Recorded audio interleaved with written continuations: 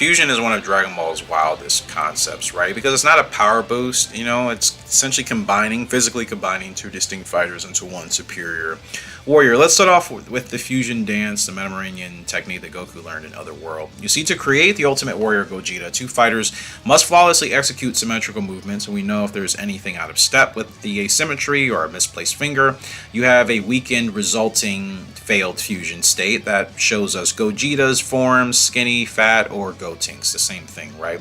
When the fusion, however, is successful, Gogeta isn't just Goku and Vegeta fighting side by side with added power anymore. Gogeta is an entire new entity, okay, with unique personality, voice, design, everything, blending seamlessly the best techniques of both martial artists. And we've seen this even against Broly in the Dragon Ball Super Broly movie, just how powerful Gogeta became once everything clicked.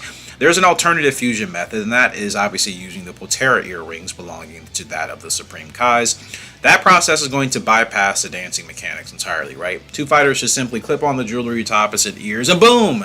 There's no risk, there's no botch form, power levels don't need to match, none of that. It automatically forms a synthesis in order to combine the ultimate fusion, which in that case would have been Vegito. Now imagine if Goku and Gohan actually were able to fuse using the Potaras at that point in time during Dragon Ball Z, how that would have turned out. It would have been interesting, probably would have been called Gokhan or something cringy, but nonetheless, Vegito acts as a completely separate warrior with a notoriously cocky attitude, right? You have Goku's playful combat genius, you have Vegeta's arrogance in there. That blend makes him incredibly boastful, prideful, all of which is justified, right? Especially showing you the raw power it took that allowed Vegito to be in a position where he could completely overwhelm threats like Super Buu. Still didn't really finish the job, though.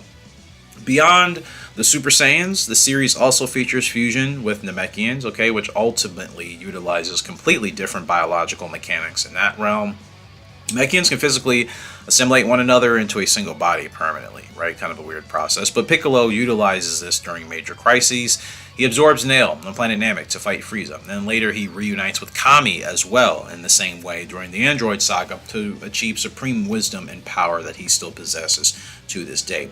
And unlike the Metaphysical or Potara fusions, the Namekian assimilation does not create like a brand new persona, right? Piccolo remains the same dominant host, but his soul, his memories, and his power level, well, those are technically expanded permanently. Those are the only areas that are affected, but as far as who he is at his core, that virtually remains the same. And Piccolo doesn't have to worry about a ticking time clock for his fusion or anything like that. Once the biological link is forged, the new baseline for his existence, it exists right there. And I think Dragon Ball treats fusion as a diverse category of evolutionary mechanics rather than just like a single spell or a single transformation state. Because the fusion dance births Gogeta, right? The Potara earrings summon and or birth Vegito. And Namekian assimilation reforges Piccolo and other characters of the sorts. And I'm sure there's other fusions I haven't even mentioned. You guys can feel free to let me know those in the comment section below that we have left out. But each method, as you see, comes with a distinct set of rules, drawbacks, and limitations. The narrative never is just to treat it as a consequence-free win button for the heroes, okay? I think fusion takes the core theme of teamwork in Dragon Ball and it really pushes it to the absolute extreme levels. And instead of coordinating a chaotic double team attack, right, you have two minds and bodies that are able to collapse into a single flawless vessel, right? Gogeta doesn't need to predict Vegeta's movements or guess Vegeta's movements, and Vegeta doesn't have to wait for Goku to set up an opening or Gogeta or anything like that. The fused entity possesses absolute immediate synchronization, essentially. Imagine you and your best friend actually fuse. You're not thinking individually as you do now. Your thoughts become one and the same. So this ultimate trump card only emerges when conventional strategies completely fail our heroes. However, I think the operational costs for fusion are quite severe because the dance demands perfect execution under pressure, right? And the Potara fusion burns through energy limits rapidly depending on the power of that fusion. And then you have the Namekian merging that requires a permanent sacrifice of individuality. Essentially, you have to go ahead and allow yourself to be often sacrificed to make the Namekian fusion work. So they all have their drawbacks.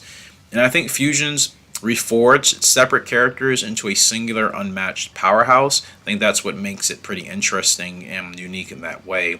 Because the resulting warrior is going to sport the best personality traits, style, and apparel technically of both warriors, right? And I think it stands out as the franchise's ultimate answer to the impossible odds situation. Because when Vegeta and Goku can't win on their own, the story poses the ultimate question.